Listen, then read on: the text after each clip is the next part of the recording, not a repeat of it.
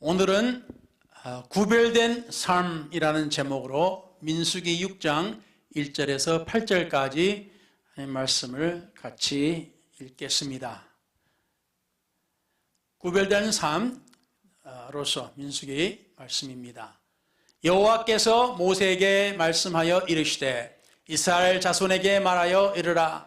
남자나 여자가 특별한 서원 곧 나실린의 서원을 하고 자기 몸을 여호와께 드리려면 포도주와 독주를 머리를 하며 포도주로 된 초나 독주로 된 초를 마시지 말며 포도즙도 마시지 말며 생포도나 건포도도 먹지 말지니라. 나실린으로 있는 모든 날 동안에는 포도나무 솟아는 씨나 껍질이라도 먹지 말지니라. 그 서원 기간이 다 차기까지는 삭도를 그 머리에 대지 말 것이라. 자기 몸을 구별하여 여호와께 드리는 기간이 차기까지 그런 거룩한즉 그 머리털이 자라게 내버려 둘 것이니라. 나실린으로 여호와께 드리는 모든 날 동안은 시체를 가까이 하지 말지니라.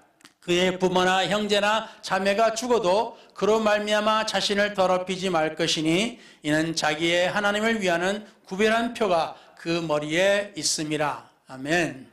8절도 읽겠습니다. 그 구별한 모든 날 동안은 여호와께 거룩한 자니라.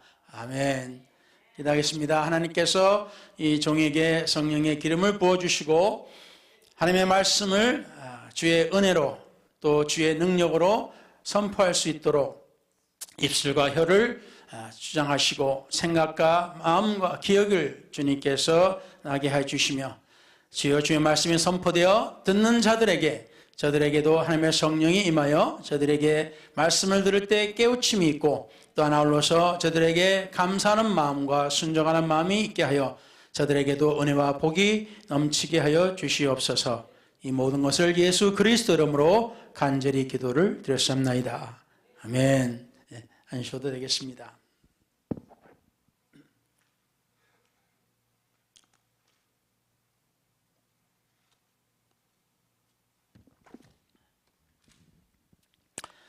오늘은 구별된 삶이라 해가지고 우리가 전에도 항상 말씀을 드리지만 우리는 크리스찬이라고 불리는 사람들입니다.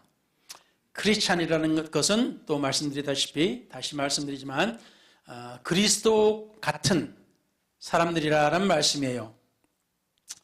결국 우리가 그리스도 같은 사람이라면은 그리스도의 그 생각이나 또는 마음을 우리가 같이 하고 또 주님께서 이런 어떤 상황에서 어떻게 하실지 우리가 생각을 하면서 우리의 행동을 또한 그렇게 하는 것이 마땅한 줄로 믿습니다. 아멘.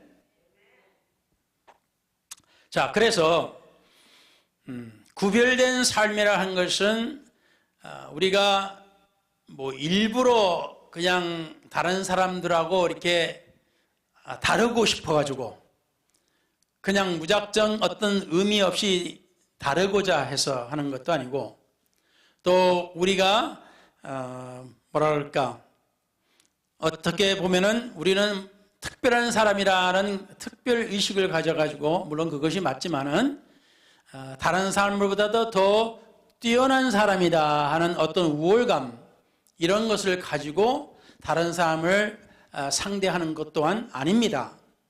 우리는 그리스도의 마음, 그 마음을 가진 자들이 되는 것입니다. 아멘. 그래서 예수님께서 항상 사람들을 볼 때마다 저들이 어려움을 겪을 때마다 하나님께서 항상 불쌍히 여기시고 불쌍히 여기셨다는 것은 낮게 보시고 천하게 대하시고 그런 것이 아니라 저들을 어떻게 하면 도와줄 수 있을까 하는 마음을 가졌었다는 말이에요. 그렇기 때문에 우리가 구별된 삶이라고 하는 것은 우리는 이 세상과 구별됐다라는 말입니다. 그래서 죄송합니다.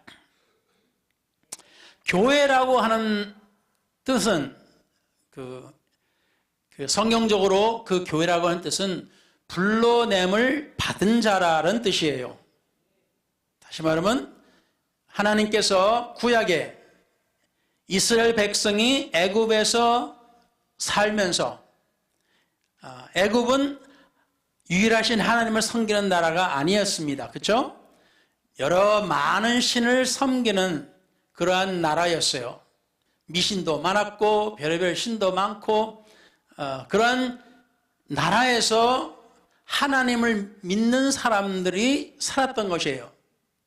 그렇지만 그들은 구별된 사람이었고, 결국엔 하나님께서 저들을 이끌어내셔서 약속의 땅으로 인도를 하셨습니다. 그래서 교회라는 의미 또한 마찬가지예요. 세상에 하나님을 믿지 않는 사람들 가운데 살고 있는 우리 하나님을 믿는 사람들이 하나님께서 불러내셔서, 세상에서 불러내셔서 우리를 구별하셔서 이제 우리는 어떻게 하고 있어요? 나그네로서 천국을 향해서 가는 나그네라고 하는 말씀입니다. 이것이 바로 크리스천입니다. 그래서 우리가 구별된 삶이라고 할 때 이게 뭔 뜻인가라고 특별히 우리가 생각할 그런 것이 아니라, 오로지 우리는 하나님의 부르심을 받아서 이 세상에서 부르심 받고 나와서 이제 천국으로 가는 사람, 그런 삶을 사는 것이다 라는 그런 요약한 말씀입니다. 그런데 구약에서는 특별한 서약이 있습니다. 하나님을 믿는 백성이, 하나님 백성이 하나님께, 하나님, 제가 하나님을 너무 사랑해서 내가 하나님 앞에 서약을 하겠습니다 하는 그러한 것이 있는데, 그 중에 가장 뛰어나게 독특한 것이, 따로 구별된 것이 나실인이라고 하는 것이 있습니다. 나실인. 그래서 이 나실인에 대해서 때로는 오해가 있기도 하기 때문에 누구는 예수님께서 나실인이다라고 하는 사람들이 있지만 그건 오해입니다. 예수님은 나사렛인입니다. 나사렛인, 나사렛에서 살던 분이에요. 그래서 나사렛 사람, 나사렛인입니다. 나실인이 아닙니다. 그래서 그 단어가 두 개 단어가 틀린데 오늘 그것을 보면서 그 두 의미를 가운데서 우리가 보겠습니다. 그래서 오늘 우리는 성경에서 가장 아름답고도 도전적인 헌신의 모습, 그 중 하나를 살펴보려고 합니다. 이것이 바로 나실인의 서약입니다. 이것은 고대 이스라엘만의 이야기가 아니고, 이것은 오늘 이 자리에 앉아있는 우리 모두에게 던지는 질문입니다. 나는 하나님께 구별된 삶을 살고 있는가? 이것이 우리의 오늘 말씀의 요점입니다. 나는 하나님 앞에서 구별된 삶을 살고 있는가? 생각, 특별히 우리가 구별된 삶을 살아야 됩니까? 라고 질문하신다면 바로 오늘 말씀이 바로 여러분의 답이 되는 말씀이 되겠습니다. 자, 나실인 서약의 의미는 구별인데, 구별은 끊음이 아닙니다. 다시 말하면 세상과 완전히 딱 분리한다, 완전히 끊어버린다, 하나님 믿지 않는 사람과 완전히 끊어버린다, 그것이 아니에요. 이 나실인의 의미는 우리가 하나님에서, 세상에서 하나님의 뜻과 달리 사는 그 방법에서 다르게 살면서 우리 자신을 하나님께 드린다는 거예요. 우리 자신을 하나님께 드리는, 이게 서약입니다. 이 서약에도 오늘 보신 말씀처럼 특별합니다. 그래서 나실인이라고 하는 단어의 그 원천어, 뿌리가 되는 말은 나자르라고 하는 단어인데, 이 두 가지 의미가 같이 포함이 됩니다. 첫째, 하나님 말씀은 이 구별하다, 그리고 봉헌하다, 하나님께 드린다, 우리가 제사로 드림을, 우리가 자신을 드린다라는 의미가 있어요. 그래서 이 서약의 어떤 형식적인 것은 금지 또는 우리가 그만한다 라고 하는 의미가 들어가 있어요. 금지. 그렇지만 실질적인 것은, 그의 목적은 바로 헌신, 우리가 하나님 앞에 우리 자신을 드린다라는 그 목적이 주된 목적입니다. 세상을 끊는 것이 목적이 아니라 하나님께 나아가는 것이 목적입니다. 자, 그래서 또 흥미롭게도 그 뿌리원 원어는 나지르라고 하는 것은 왕관, 면류관이라고 하는 네제르와 같은 어근을 같이 공유하는데, 민수기 6장 7절에서 하나님께서는 나실인의 머리를 하나님을 위하는 구별한 표라고 부르셨습니다. 자, 그래서 하나님께 또 하나님을 위해서 우리 자신을 드리는 표시, 이거를 내 혼자만 아는 것이 아니라 이것은 다른 사람들이, 내 주위에 있는 사람이 알 수 있는 표시입니다. 그러니까 나 혼자 속으로 생각하고 나 혼자 표시도 안 내고 나 혼자 생각만 하고 있으면 옆에 있는 사람이 어떻게 알아요? 우리가 자주 언급하지만 우리 나이 정도 되면 우리 부모님들이 우리한테 사랑한다 하는 말 아마 한 번도 못 들어본 분들이 많을 거예요. 그렇죠? 자, 그런데 우리 부모님이 나를 사랑하나? 그걸 의심하는 분들도 생길 수도 있지만 그래도 사랑하시는 걸 거야 라고 우리는 믿고 살았어요. 그렇죠? 때로는 항상 매만 맞고 뭘 꾸중만 맞고 그러면 에이 우리 엄마 아빠 나를 사랑하지 않고 나만 싫어해 뭐 이렇게 할 수도 있겠지만은, 그렇죠? 그렇지만 그것은 우리 부모님께서 우리에게 대하는 그 태도, 그걸 보고 판단하는 거 아닙니까? 그러니까 우리 부모님이 나를 사랑한다는 표는 우리를 따뜻하게 대해주시고 우리에게 마음을 위로해 주시고 우리를 감싸 주시고 이러한 것을 우리가 봤을 때, 또 그런 말을 들었을 때 우리는 우리 부모님이 나를 사랑하는구나 알 수 있듯이, 하나님 앞에 내가 서약을 했다라고 했을 때 주위 사람이 아무도 모르면은 주위 사람이 그걸 알겠습니까? 모르겠습니까? 모르잖아요. 저 사람이 속으로 뭘 해먹는지, 속으로 무슨 생각을 가지고 있는지 그걸 어떻게 알아요? 모르잖아요. 그런데 성경에는 하나님 앞에 이렇게 자기를 헌신하는 나실인의 헌신을 할 때 나실인이 해야 되는 행동이 있어요. 이것은 만민이 다 알 수 있는 것입니다. 자, 그래서 이 헌신이라는 거 하는 목적, 이것이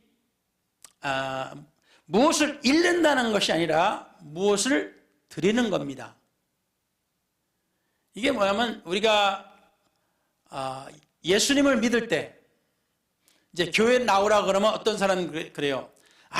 내가 좀 더 착해지면, 때로는 내가 뭘 하고 있는데 내가 이거 교회 다니면서 할 수 있을 수는 없으니까 내가 이거 끝내면 나오겠습니다. 뭐 이런 말을 하는 사람들이 있잖아요. 그러니까 교회 나가면 나는 그걸 못해. 교회 나가면은 그런 것들이 대부분 첫 번째 생각에 떠오르는 사람들이 있어요. 내가 교회 가면은 이것도 못하고 저것도 못하고 이것도 못하고 근데 뭐 교회를 어떻게 이런 생각이 첫 번째 딱 떠오릅니다. 그러니까 교회를 간다는 것은, 하나님 앞에 나온다는 것은 내가 무엇을 잃는다, 손해본다는 그러한 생각을 가집니다. 그런데 사실상 하나님께서 우리에게 요구하시는 것은 우리한테 손해되는 걸 원하시지 않아요.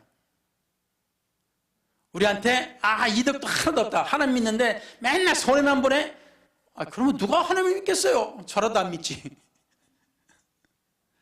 그런데 하나님 앞에 나올 때는 제일 먼저 우리가 내 자신을 내려놓고 내 자신을 하나님께 드리는 겁니다. 내 자신을 헌신, 봉헌하는 거예요. 하나님께 드리는 겁니다. 그러면은 무엇이 우리에게 돌아와요? 우리한테 평안과 우리한테 기쁨과 우리가 생각해 보지도 못했던 것들이 일어납니다. 우리에게 이런 건 줄로 알았는데 이게 더 득이 되네? 이런 것들이, 더 좋은 것들이 우리한테 이루어지고 있습니다. 그래서 헌신은 하나님 앞에 나오는 것은 무엇을 잃는 것이 아니라 무엇을 드리는 겁니다. 그리고 그로 인해서 하나님께서는 누가 그랬습니다. 하나님을 믿으면 손해될 것이 없다. 하나님 앞에 하나 드리면은 하나님은 10배, 100배를 주신다. 그래서 하나님 믿는 사람이 손해보는 것은 하나도 없습니다. 아멘. 자, 그래서 세 가지 금지라는 것이 있는데, 첫째, 포도나무. 세 가지 금기인데, 세 가지 사실상 우리의 믿음의 전쟁터입니다. 이것이 첫째, 포도나무. 포도나무가 에서 나는 모든 것, 심지어 씨와 껍질까지 금지였습니다. 희한하죠. 다시 말하면 이 포도나무는 하나님 앞에서 어떤 부유함과 더 나아가서 즐거움을 상징합니다. 그래서 포도가 있고 포도주가 있고, 그래서 하나님 안에서 뭐랄까요, 즐거움이라고 하는 것이 이 포도가 상징하는 겁니다. 그래서 이것이 무엇을 의미하냐? 세상 쾌락으로부터 철저한 분리입니다. 내가 하나님을 믿을 텐데, 내가 하나님한테 내 자신을 드리면은 나는 세상의 쾌락을 끊을 것이다 하고 할 때, 내 자신이 나실인으로서 하나님 앞에 내 자신을 드리면은 나는 이 세상 쾌락을 끊을 것이다. 그러면서 누구는 그래요. 그거 끊어버리면 내가 무슨 재미로 살아? 근데 사실상 그 재미를 쫓아간 제 친구들도 보고 그러면 그 잠깐은 즐거워요. 잠깐은 막 좋아서 막 뛰고 막 별짓을 다 하는데, 그것이 끝나고 나면 어때요? 우렉우렉 그리고 차 타고 가다가 해롱해롱 해가지고 자신을 못 버티고 길 가다가 서가지고 문 열고 내려가지고 막 토하고. 이게 뭔 재미예요 그게? 이게 무슨 쾌락입니까? 사실 쾌락이 아니에요.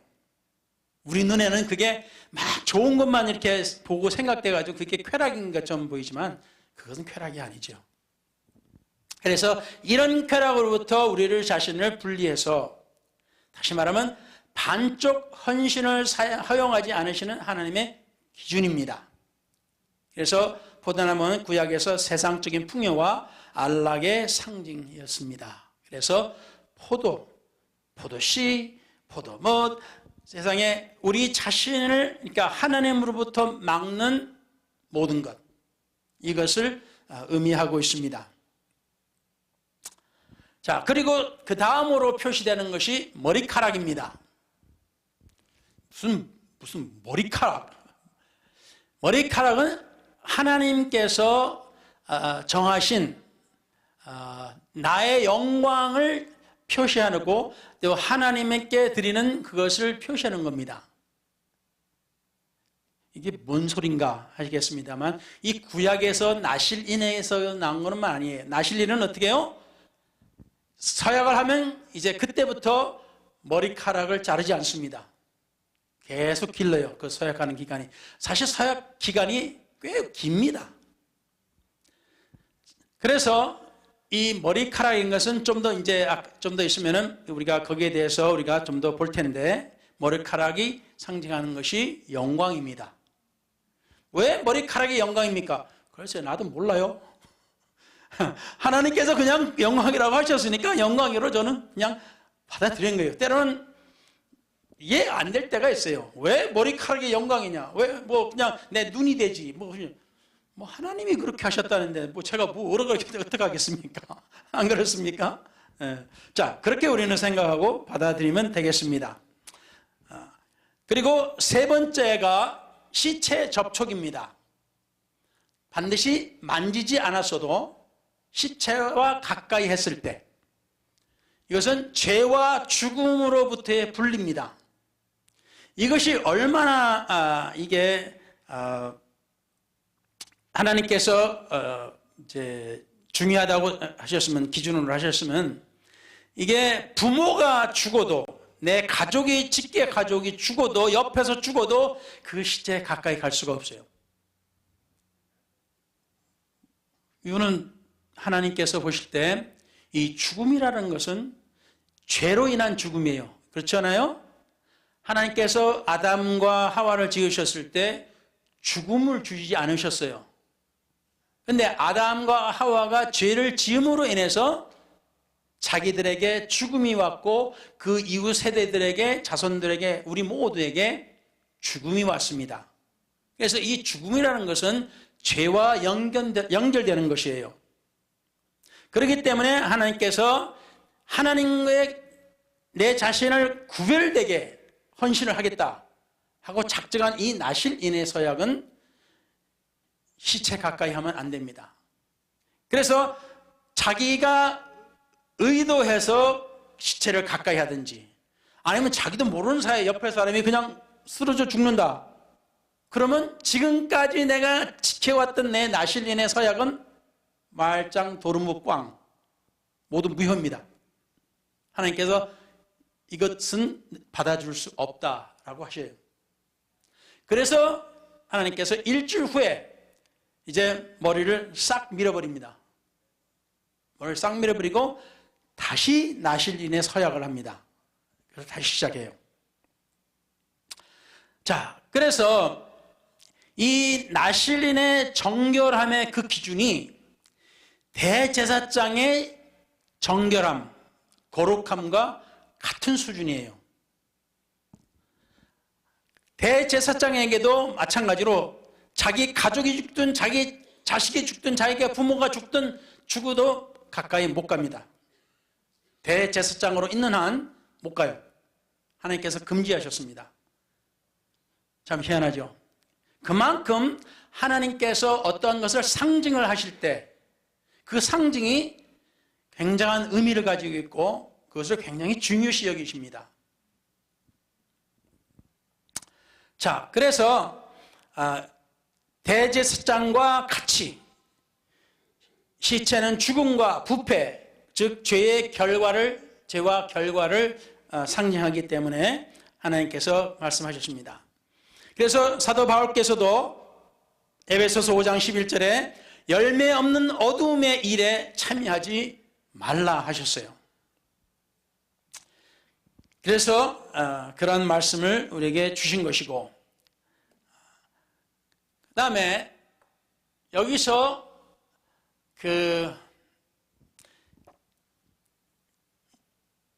이 머리카락에 대한 어떤 것이 나오는데, 이거를 조금 이따가 말씀드리겠습니다만,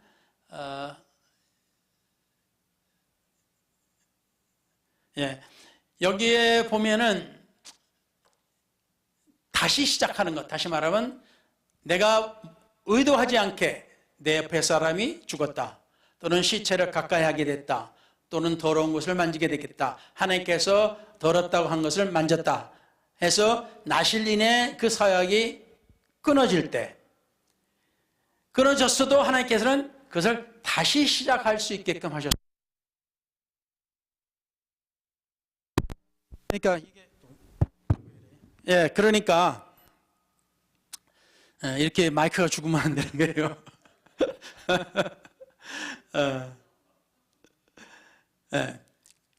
그래서 이 머리카락을 잘랐을 때의 그 의미는 내 영광이 더러워졌다, 하나님 앞에 영광이 더러워졌다라는 것이기 때문에, 이게 부정을 탄 이후에도 하나님께서 회복의 절차를 주셨는데, 이게 7일간 하나님께서 정결하게 속죄제를 드리고 다시 시작하게끔 하셨습니다. 그래서 이게 뭐냐면은 요한 1서 1장 9절에 이런 것처럼, 만일 우리가 우리 죄를 자백하면은 그는 미쁘시고 의로우사 우리 죄를 사하시며 라고 하셨어요. 그러니까 우리가 하나님을 믿고 또 하나님을 가운데 내가 하나님 뜻대로 살겠습니다 라고 우리가 처음 하나님을 나와서 하나님 믿을 때 했잖아요. 그렇게. 근데 아이고 살다 보니까 이게 내 마음과 내 뜻대로 안 되네. 때로는 하나님 말씀대로 살려고 하니까 이거 너무 힘드네. 유혹이 너무 힘들어서 싸우다가 그냥 내가 그냥 꼬꾸라졌네. 그럴 때 어떻게 합니까? 하나님께서는 그래 다시 시작해라 하시는 거예요. 그래서 참 하나님은 참 자비로우시고 의로우신 하나님이십니다. 그래서 우리가 하나님을 믿는다는 것은 하나님의 은혜는 꾸준하고 영원하다 할 수가 있어요. 근데 이 은혜의 기간이 이제 끝은 있어요. 그것은 있는데 그거는 지금 이 시간에 말할 필요는 없고 하나님이 언제까지 나를 그렇게 용서해 주시고 받아주실려나 한번 시험해 봐야지. 그러면 골치 아픈 겁니다. 하나님을 그렇게 시험하면 안 돼요. 그렇게 시험하면 안 됩니다. 하나님이 얼마만큼 참으실지 우리는 모르기 때문에 그렇습니다. 우리 마음이 참 중요한 거예요. 그래서 우리가 이미 너무 나는 실패를 많이 했다. 나는 하나님으로부터 너무 많이 멀리 갔다. 라고 느꼈을 때 하나님의 은혜는, 하나님의 자비는 그래 돌아와라 하시는 겁니다. 돌아와라. 아직까지는 하나님께서 그 은혜의 문을 활짝 열어두셨습니다. 아멘, 할렐루야. 자, 그래서 우리가 우리 자신의 죄를 자백하고 하나님 앞에 나와서 용서를 구하시면은 하나님께서 용서해 주십니다. 자, 그래서 부정을 탄 나신에게도 하나님께서 회복의 기회를 주셨는데 삼손도 감옥에서 다시 머리카락이 자라기 시작했습니다. 다시 이게 무슨 말이냐 하면은 이 삼손에게 특별한 것이에요. 그러니까 성경에 보면은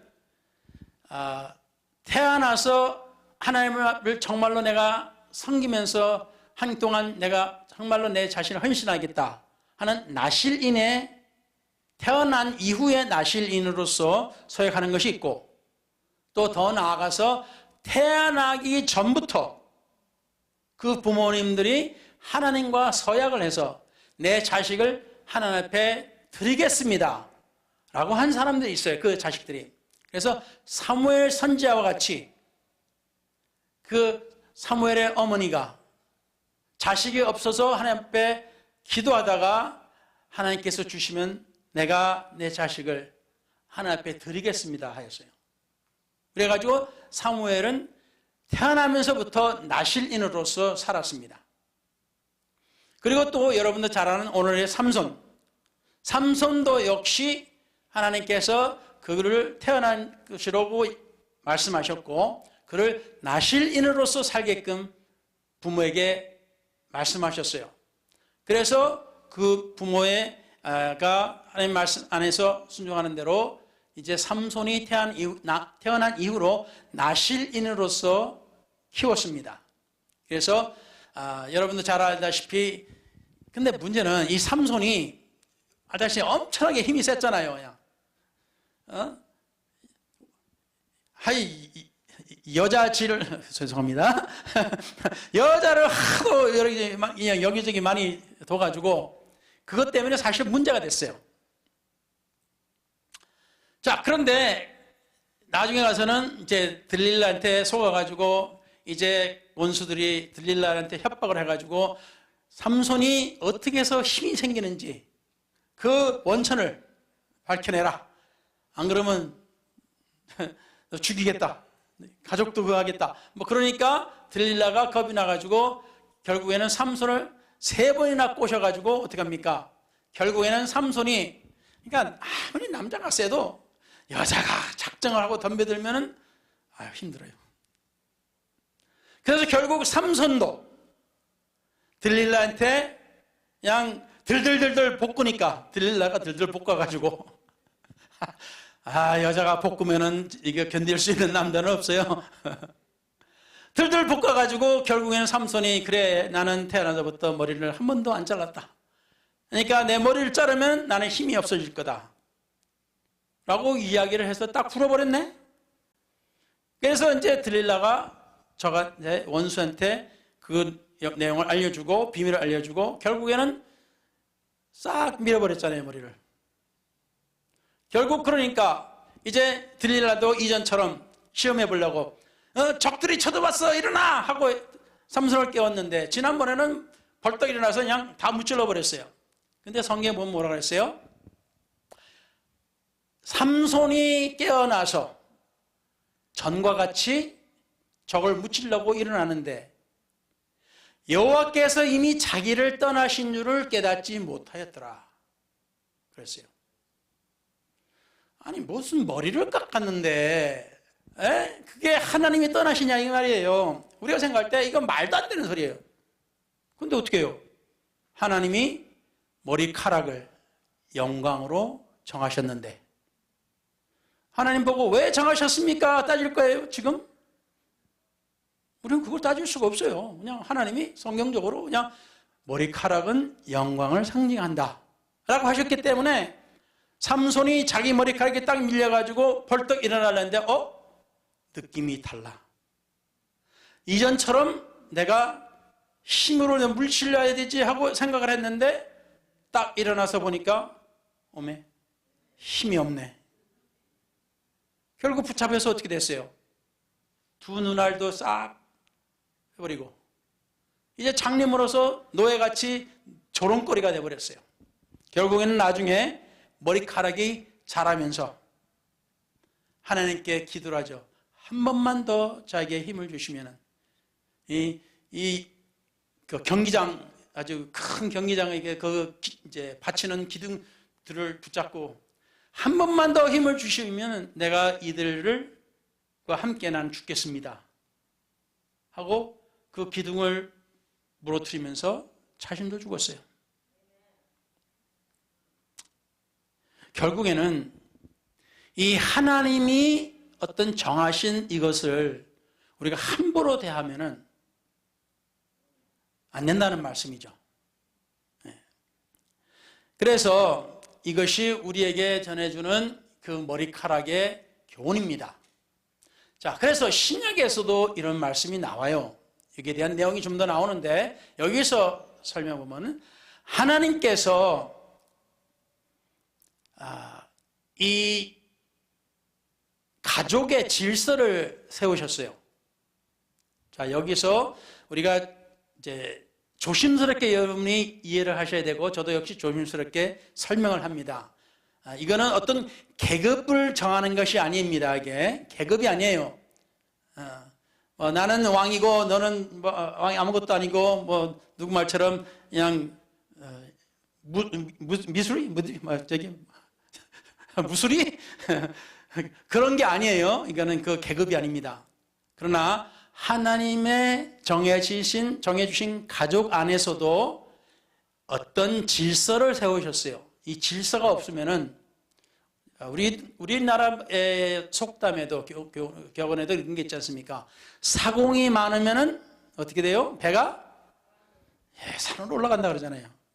이게 질서래요. 이게 다른 게 아니고 계급이 아니고 질서입니다. 그래서 하나님께서도 권위의 질서를 세우셨어요. 자, 이거는 하나님께서 하신 거예요. 신약에도 나오는 겁니다. 이건 제가 지은 게 아닙니다. 그래서 잘 이해하셔야 돼요. 자, 첫째, 하나님으로부터 모든 질서가 시작이 돼요. 그렇죠? 하나님의 제국이시고, 그리고 그리스도, 인간 예수 그리스도, 그리고 그 밑에 남자로 하셨고 그 다음에 여자로 정하셨다 하셨습니다. 이것은 언제부터 시작이 되냐면은 에덴 동산에부터 시작이 돼요. 에덴 동산에서 제일 먼저 죄를 지은 사람이 누구예요? 하와, 여자입니다. 그리고 그 다음에 결국에 죄를 지은 사람이 누굽니까? 아담입니다. 결국 아담은 어떻게 했어요? 자기 아내가 죄를 지었으면은 거기서 딱 멈춰버렸어야 돼요. 자기가 같이 죄 지으면 안 돼. 같이 죽자 이러면 안 돼요, 이게. 우리 가정을 위해서 남자가 오케이, 스탑. 더 이상 가지 말자. 이게 질서요. 이것이 하나님께 주시는 권위입니다. 어떤 계급이 아닙니다. 이거는 명령이 아니에요. 그래서 하나님께서 세우신 것이 고린도전서 11장에 나오는 말씀입니다. 자, 이것이 뭐냐면 고린도전서 11장 3절에 제가 여기 적었나 모르겠습니다. 자, 여기 보면은 각 남자의 머리는 그리스도요, 여자의 머리는 남자요, 그리스도의 머리는 하나님이시라 라고 고린도전서 11장 7절에 기록된 겁니다. 그래서 남자는 하나님의 형상과 영광이니 그 머리를 마땅히 가리지 않거니와 여자는 남자의 영광이니라. 그래서 머리를 말씀하시면서 머리카락을 말씀하십니다. 그래서 고린도전서 11장에 14절까지 15절로 이렇게 하시면은 만일 남자가 긴 머리가 있으면은 자기에게 부끄러움이 되는 것을 본성이 너희에게 가르치지 아니하느냐. 그래서 남자가 긴 머리를 가지면 안 된다라고 하시는 거예요. 그거는 뭐예요? 남자의 머리는 그리스도이기 때문에 이 머리카락으로서 그 영광을 자기 영광으로 해서 가리면 안 된다라는 의미예요, 이게. 자, 그리고 만약 여자가 긴 머리가 있으면 자기에게 영광이 되나니 긴 머리는 쓰는 것을, 다시 말해 덮는 것을 대신하여 주신 것이라 하셨어요. 그러니까 여자의 긴 머리는 오케이, 이거는 그 영광을 남자 밑에 있고 그 남자가 그 여자의 머리가 된다는 것을 보여주는, 상징하는 그 영광의 의미입니다. 이걸 왜 이렇게 하셨습니까? 하고 따지려면은 저한테 따지지 마시고 하나님 앞에 따지세요. 그건 내가 정한 것이 아니에요. 이거는 성경에 그냥 나온 그대로입니다. 예, 그대로예요. 자, 그래서 오늘날에 이런 것을 가르치면은 때로는 사람들이 저 목사 지금 어떤 시대인데 지금 옛날 구닥다리를 가르치고 있어, 옛날 시대를 가르치고 있어 라고 하실 수가 있어요. 근데요, 이게 문화라면은, 이게 풍습이라면은 그럴 수가 있어요. 풍습이나 문화는 시대에 따라서 변할 수 있으니까. 그렇지만 이것은 하나님께 세우신 질서를 보여주는 것이고 또 하나님께서 정하신 영광을 표시하는 겁니다.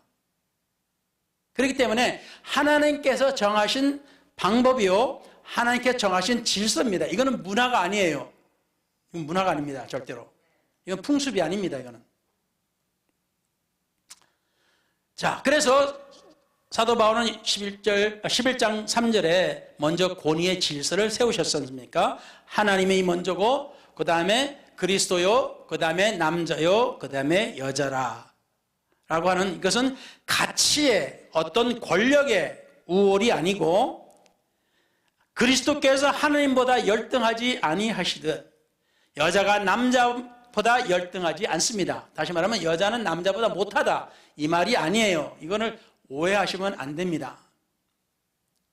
이런 것이 구약에 또 있어요. 여자가 하나님 앞에 이제 내가 이런 서약을 하고 싶다. 그래서 하나님 앞에 하나님 제가 이렇게 하겠습니다. 또는 뭐 하나님께서 복을 주시려면 제가 이렇게 하나님을 위해서 하겠습니다. 라고 하잖아요.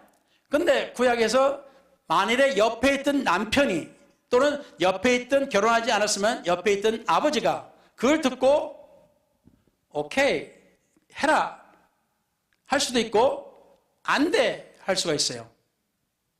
하나님께서 그 권한을 주셨어요. 남편에게 주셨고 결혼했으면 이제 싱글하면 결혼하지 않았으면 그 아버지에게 그 권한을 주셨어요. 그러니까 하나님 앞에 약속은 했는데 아, 이거 괜히 내가 기분에 따라서 그냥 들떠가지고 내가 약속을 했네 하고 후회할 수가 있을 수도 있잖아요. 그때 이제 그런 느낌이 가지고 있는 것처럼 만약 옆에 있는 남편의 느낌은 오케이, 스탑, 하지 마 하고 할 수 있는 거예요. 그리고 남편 보고 아이 고마워 할 수도 있는 겁니다. 그래서 하나님께서 보여주신 그 질서가 있어야 가정이 평안합니다. 평화가 있어요. 그래서 남자는 하나님의 형상과 영광이라 11장 7절 고린도전서. 그래서 예배의 자리는 하나님의 영광만 드러나는 자리여야 됩니다. 그래서 남자는 머리를 가리지 않습니다. 그래서 남자들은 짧게 머리를 깎는 거예요. 그리고 이제 반대로 남자가 긴 머리로 자신의 영광을 드러내면 하나님께 들어갈 영광의 자리를 자신이 차지하기 때문이에요. 그러니까 그건 안 됩니다. 그것을 사도 바울은 수치라, 부끄러움이라 라고 정했던 것이고, 그래서 이 남자의 짧은 머리는 단순한 외모의 규정이 아닙니다. 규율이 아니에요. 이것은 나의 영광이 아닌 하나님의 영광, 곧 겸손을 선언하는 겁니다. 내가 하나님 앞에 겸손하는 것을 보여주는 겁니다. 그리고 여자는 남자의 영광이라 11장 7절에 나온 것처럼 그래서 여자의 긴 머리는 하나님께서 여자에게 주신 영광의 면류관이라 하신 거예요. 그래서 여자는 머리를 기는 겁니다. 그러니까 세월이 바뀌어지고 변하면서 풍습이 변하고 되고 편리를 원해서 사실상 여자들이 머리를 깎아요. 그런데 우리가 세상에 살면은 뭐 마음대로 살 수 있어요. 뭐 짧게 깔든 뭘 하든 뭐 누가 뭐라고 그러겠어요. 그렇지만 하나님을 믿는 사람이기에 우리는 하나님의 뜻이 어떠한가를 우리가 알게 되면은 어떻게 돼요? 순종하는 게 낫잖아요. 그렇잖아요? 이게 뭐 목사가 이렇게 하시오 하고 어떤 뭐 교단의 무슨 이단의 교주처럼 그렇게 하는 것이 아니라 이건 성경이 그냥 나온 거예요. 그냥 이 성경에 나온 거를 그냥 저는 전해드린 것 뿐입니다. 그래서 누구하고 이렇게 막 다투는 사람도 있어요. 있었습니다. 그냥 아니 나는 그래요. 그럼 뭐 마음대로 하세요. 저는 그런 거예요. 마음대로 하세요. 이거는 제 영광을 제가 하나님 앞에 그거 헌신하는 것이 아니니까 뭐 마음대로 하세요. 그래서 고린도전서 11장 10절에 그러므로 여자는 천사들로 말미암아 권세 아래 있는 표식을 그 머리 위에 둘지니라. 그래서 왜 천사들을 말합니까? 천사들은 하늘의 예배를, 하나님께 예배를 드리는 존재들입니다. 그래서 에베소서 3장 10절에 교회 질서를 통해서 하늘에 있는 통치자들과 권세들에 대해서 하나님께서 지혜를 주시는데 우리 예배는 이 인간만의 자리가 아니에요. 그래서 하늘의 증인들이 함께하는 우주적인 것입니다. 그래서 여자가 긴 머리를 유지하는 것은 하늘의 증인들 앞에서 하나님께서 세우신 창조 질서를 우리가 고백하고 보여주는 우주적인 선언입니다. 자, 여기에 대해서는 가타 부타 저는 다툴 이유가 없습니다. 왜 우리가 이거를 지켜야 할까? 풀은 마르고 꽃은 시드나 우리 하나님의 말씀은 영원히 서리라. 이것은 문화가 아니라 하나님께서 창조하실 때부터 세운 질서입니다. 창조 질서는 변하지 않습니다. 문화는 변하고 유행은 바뀌지만 하나님의 말씀은 영원히 서 있습니다. 세상이 그 기준을 버릴 때, 하나님의 기준을 버릴 때 하나님의 교회는 더욱 선명하게 확실하게 붙들어야 됩니다. 아멘. 아멘. 자, 그래서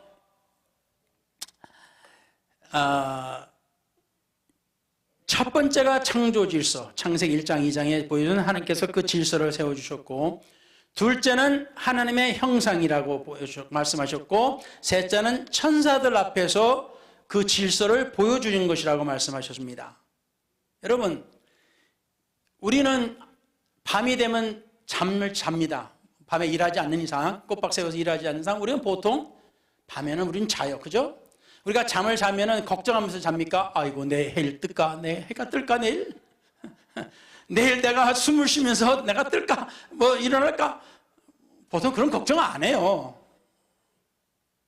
왜냐하면 우리는 이 질서에, 이 하나님의 세우신 이 질서에 익숙해져 있어요.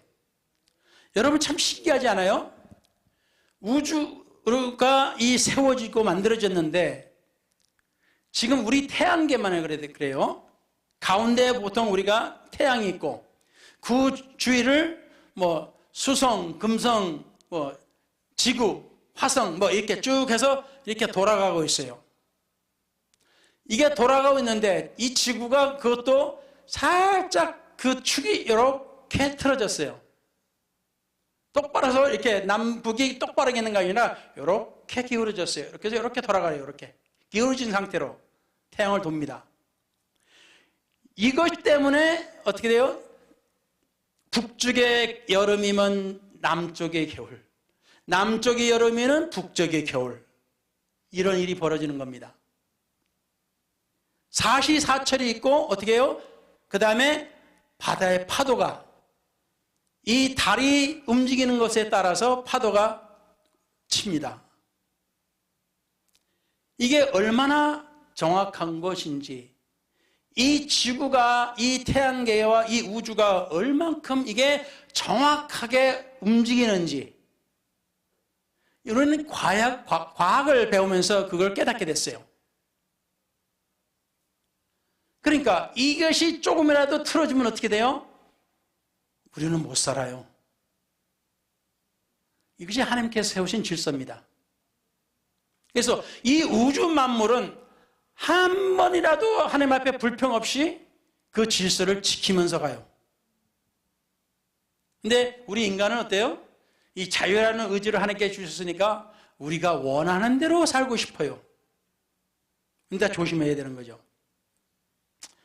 그래서 오늘 이 하나님 말씀에 나온 것이, 이 신약 그것이 뭐 2000년 전에 문화였기 때문에, 시대가 지금 언젠데, 이거는 지금은 뭐 그런 시대인데, 그래서 이 시대가 달라졌다고 해서 변하겠다, 뭐 그렇게 생각하시고 그렇게 원하시면 마음대로 하세요.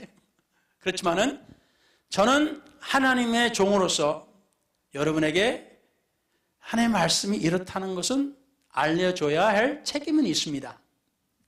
나중에 우리 목사님 한 번도 이야기 안 했는데요. 그러면 이제 주님이 너 왜 이야기 안 했냐? 그러면 나는 곤란한 거예요. 하다가 아이고 주님 보세요. 안 들을 것 같고 싫어할 것 같아가지고 제가 그냥 안 했는데요. 그러면 너는 자격 없어, 이렇게 돼버리는 겁니다. 자, 창조는 변하지 않습니다. 하나님의 형상도 변하지 않습니다. 하나님의 질서는 변하지 않고 문화는 변합니다. 유행은 바뀝니다. 옛날에 지하철을 타면 모든 여자들이 어떻게 했어요? 빠글빠글 그냥 곱슬머리 있잖아요. 우리 한국은 유별나. 지하철만 타면 그 아주머니들이 다, 여자들이 다 똑같아. 남녀노소 다, 뭐 남자는 아니었지만 여자들이 다 똑같아. 빠글빠글 해가지고 곱슬머리. 이제 변했잖아요. 또 스타일이 변했잖아요. 그렇게 변하지만은 하나님은 그렇지 않습니다. 하나님은 시간을 초월한 하나님의 창조의 질서를 딱 세우셨고, 거기에 대해서 우리 인간에게도 그 가족이나 남자와 여자나 모든 것에 질서를 주셨어요. 할렐루야. 그래서 뭐 여러분에게 전할 것이 더 많이 있습니다만, 어쨌든 간에 우리가 예수 그리스도를 보았을 때 이제 우리가 결정적으로 말씀드려야 되는 것은, 예수님은 나실인이 아닙니다. 나사렛에 사셨던 나사렛인입니다. 그 말은 어느 지역에서 사셨다는 걸 말하는 것이지, 그분이 나실인으로서 하나님 앞에 나실인의 서약을 했다는 것이 아니에요. 그래서 예수님은 나사렛인이셨기 때문에 시체도 만지시고 병음자도 만지시고 대제사장은 못합니다. 대제사장은 못해요. 근데 성경에 뭐라고 했어요? 예수님은 성소에 들어가셨던 우리의 대제사장이라고 하셨어요. 그러니까 나실인으로서 머리가 길었다? 절대 아닙니다. 나실인은 평범하게 자기 삶에 돌아갈 때는 머리를 잘라요. 남자는. 어쨌든 간에 우리가 보는 예수님의 긴 머리 그림은 4세기, 5세기 때 화가가 그린 거예요. 예수님을 전혀 보지도 않았던 사람이 자기 생각에 그 시대 유행에 따라서 남자들의 머리를 길게 한 겁니다. 유행 따라가신 거예요. 한 거예요, 그건. 그래서 그것이 아닙니다. 그래서 결론적으로 우리 하나님께서 나실인의 서약을 완전히 다 이루신 겁니다. 나실인은 아니셨지만은 하나님께서 자기 자신을 헌신을 하셨어요. 최고의 헌신을 하셨어요. 자기 자신을 십자가에 자기 자신을 드리셨습니다. 그래서 우리가 그리스도인으로서 나실인과 같은 그러한 우리는 헌신을 하나님 앞에 드리자는 겁니다.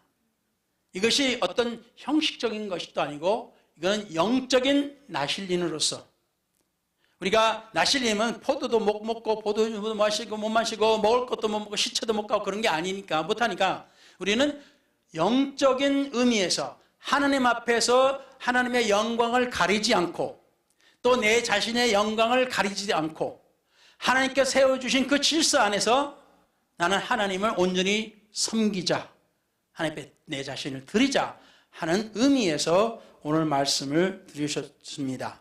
그래서 하나님은 오늘도 구별된 사람을 찾으십니다.